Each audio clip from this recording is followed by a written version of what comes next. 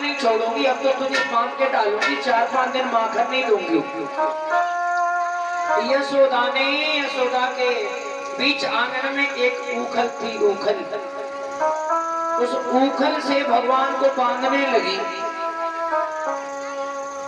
और भगवान को जब अहंकार से बांध रही थी तो भगवान अपना शरीर ऐसे करके बढ़ा देते, रस्सी छोटी पड़ जाती।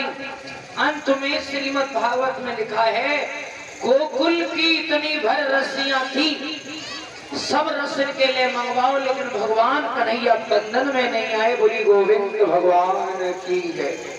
क्योंकि मैया जो है थोड़ा अहंकार सा था मैया के लिए, क्योंकि अहंकार से जो भगवान को बुलाता है, कैसे मैं कुछ हूँ, मैं जानते हो कौन है? बकरी, हाँ, बीच बाजार में बिकती है।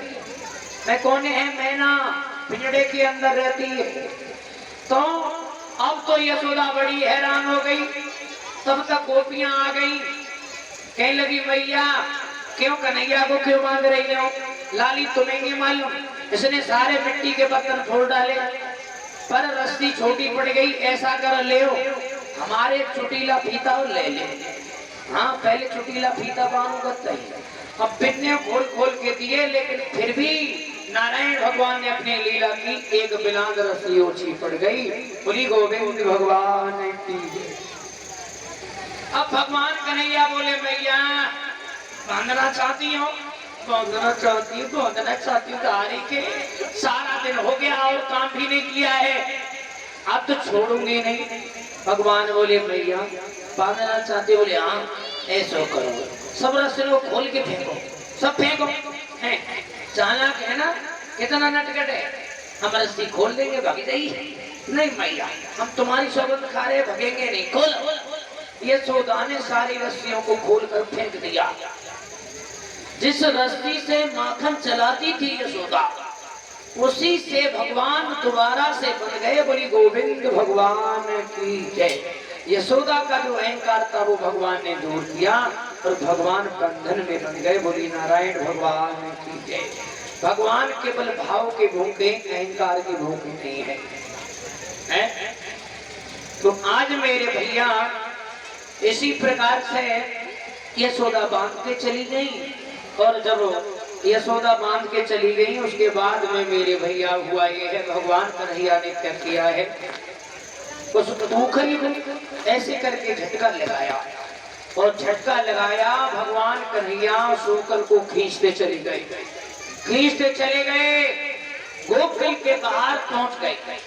गोकुल के बाहर दो वृक्ष खड़े थे, दो वृक्ष, उन वृक्षों के बीच में भगवान कन्हैया का वो ऊखल जो है ऐसे करके टकराया।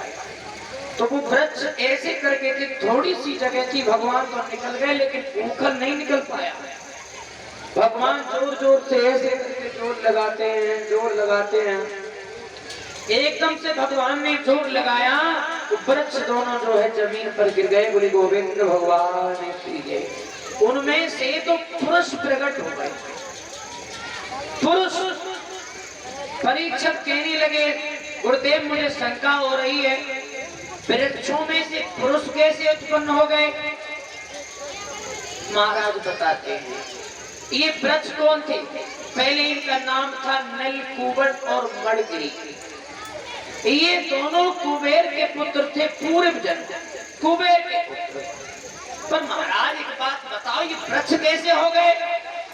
बोले वृक्ष इसलिए हो गए क्योंकि एक बार की बात थी, सरोवर में अपनी स्त्रियों के साथ में मदरा पी करके शराब के नशे में स्त्रियों के साथ नग्न अवस्था में स्नान कर रहे थे।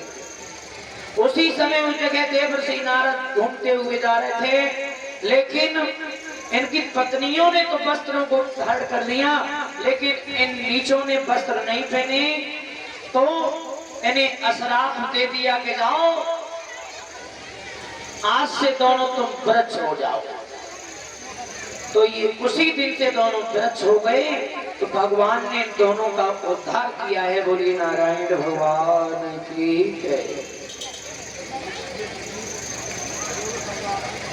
मुरारी जी झांकी वालों को आज की कथा यहीं पर विराम है। यहाँ से आगे कथा रात्रि मेला में होगी। गोविंद भगवान की जय।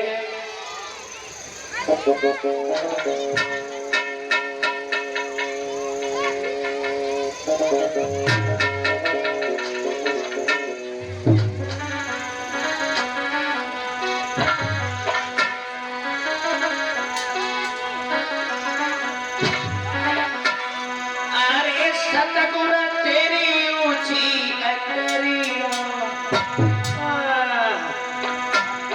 अरे कान्हा तेरी ऊंची अटरिया,